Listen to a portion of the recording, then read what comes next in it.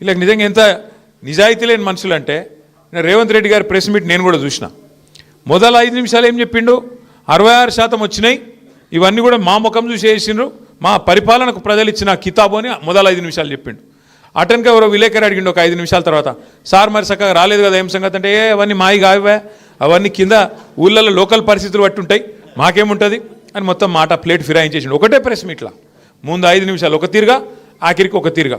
అందుకే నేను ఎప్పుడు చెప్తుంటా, రేవంత్ రెడ్డి గారిలో 2 మనుషులు ఉంటారు, ఒకడు రాము, ఇంకోడు రెమో, అపరిచితుడు. అప్పుడే గ్లోబల్ సమిట్ అని డ్రామా చేస్తాడు, పెద్ద 5 లక్షల కోట్లు వచ్చినాయి, 6 లక్షల కోట్లు వచ్చినాయి అంటాడు. మళ్ళీ అప్పుడే మనది బిచ్చ బతుకు, మనకి ఆడ పైసలు ఉన్నాయి, ఢిల్లీకి పోతే చెప్పులు ఎత్తుకపోతారు అంటున్నారు అని ఇంకో దిక్కు అట్లా మాట్లాడుతాడు. ఎవలేందో నిజం అర్థం కాదు మనకు. కానీ ఒకటి మాత్రం వాస్తవం, ఇవాళ ఇందాక పెద్దలు చెప్పింది అక్షర సత్యం. ఇవాళ కాంగ్రెస్ ఎమ్మెల్యేలు చెప్తారు, మీరు నేను చెప్పుడు కాదు. ఆయన పాపం మహబూబ్నగర్ ఎమ్మెల్యే ఉన్నాడు, మీ పక్కకే ఉంటాడు ఆయన చెప్పిండు శ్రీనివాసరెడ్డి ఏమన్నాడు నిజాయితీగా, మా కాంగ్రెస్ గవర్నమెంట్లో మా ఎమ్మెల్యేలకి పైసలు దిక్కులేవు, పేరెంటాలకు పోతున్నాం తప్ప మాకేం పని లేదు పాడలేదు, ఏం చేయాలి అని ఆయన చెప్తా ఉన్నాడు. ఇంకొక ఎమ్మెల్యే చెప్పి ఏం చేసిండు, ఆయన ఎల్లారెడ్డి నియోజకవర్గ ఎమ్మెల్యే, కాంగ్రెస్ ఎమ్మెల్యే, ఆయన ఇక రేవంత్ రెడ్డి పైసలు ఇస్తలేడని చెప్పి అభివృద్ధి కోసం సీదా ప్రపంచ బ్యాంకుకు ఉత్తరం రాసేసిండు. ప్రపంచ బ్యాంకు నాకు 100 కోట్ల అప్పు ఇవా, మా ముఖ్యమంత్రి గారు ఇస్తలేడు అన్నాడు. కాబట్టి ఒకటి గుర్తుపెట్టుకోండి మీరు పక్కా, కాంగ్రెస్ ఎక్కడ ఉంటుందో ప్రోగ్రెస్ అక్కడ ఉండదు. కాంగ్రెస్ ఉన్నంతకాలం ప్రోగ్రెస్ మర్చిపోవుడే. ఇంకో 2 ఏళ్ళు మనకు కష్టాలు తప్పయి. కేసీఆర్ గారు ఉన్నప్పుడు గ్రామాలు ఎట్లుండే, ప్రతి ఊర్లో ఒక నర్సరీ, ప్రతి ఊళ్ళో మొక్కలు పెంచే కార్యక్రమం, ప్రతి ఊళ్ళో చెత్త తీసేందుకు ఒక ట్రాక్టర్, మొక్కలకు నీళ్లు పోసేందుకు ఒక ట్యాంకరు, ఆ చెత్త తీసి పారేసేందుకు ఒక దగ్గర వేసేందుకు డంపింగ్ యార్డ్.